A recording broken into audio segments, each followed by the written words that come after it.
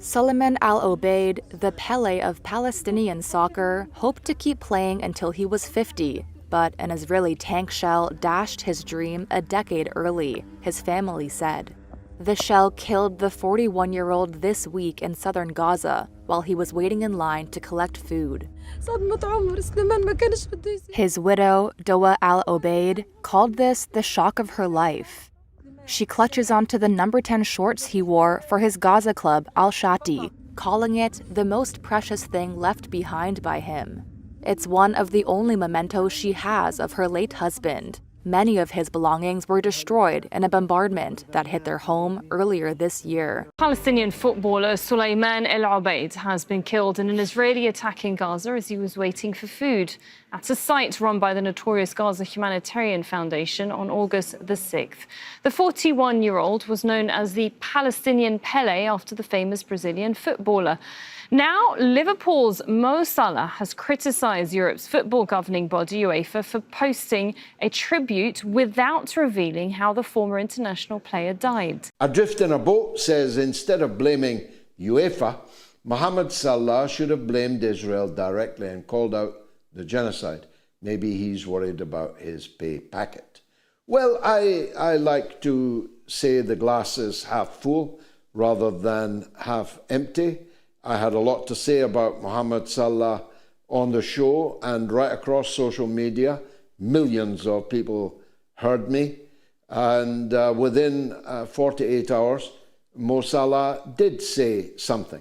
You're right, he did not attack Israel himself, but he asked a beautiful and brilliant question.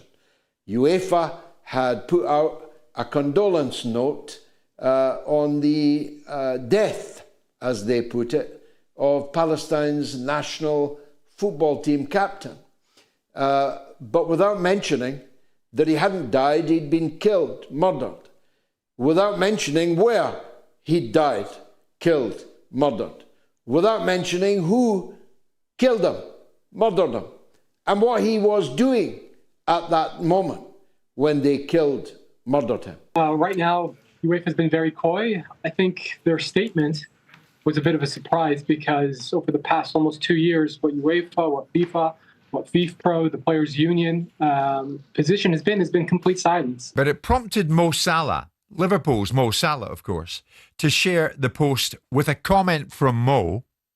Can you tell us how he died? Where? And why? Now that was brought to the attention of the former Labour leader Jeremy Corbyn online, as well as former Match of the Day presenter Gary Lineker, who shared Salah's message before adding himself, "We can't hear you, UEFA." Because I personally don't think a football club should have any position on anything other than football. And whilst other people will disagree and want to leverage football clubs for all kinds of different opportunities to create different kinds of campaigns and different kinds of messaging, I think the central message that a football club should be about entertainment and about football. And by the way, who cares what the football club believes? Who cares what Liverpool think of the issue in Gaza? With due respect to Liverpool Football Club, that's not Liverpool Football Club's position. And if we want to have it leveraged because that's what people choose to do, I don't understand what it's got to do with UEFA. I don't understand why Gary Lineker would be indexing it to UEFA or anything. We see these football organisations get themselves tied up in knots because they want to get involved in things that they're not equipped to get involved in. And when it gets hot in the kitchen, they don't like it. So they want to do a little dance, which is the populist dance, like all politicians want to do, and all people that want to leverage it. When they like something, they'll index themselves to it. That guy's name is Simon Jordan. And just for reference, when Mohamed Salah, Liverpool great, put out this video in October of 2023. It's not always easy to speak in time like this. There has been too much violence and too much heartbreaking brutality. The escalations in the recent weeks is unbearable to witness. All lives are sacred and must be protected. The massacres need to stop. Families are being torn apart. What's clear now is that humanitarian aid to Gaza must be allowed immediately. The people there are in terrible conditions. The scenes at the hospital last night were horrifying. The people of Gaza need food, water, and medical supplies urgently. I'm calling in the world leaders to come together to prevent the further slaughter of innocent souls. Humanity must prevail. Here was his response. Take a look. Particularly like him as a player.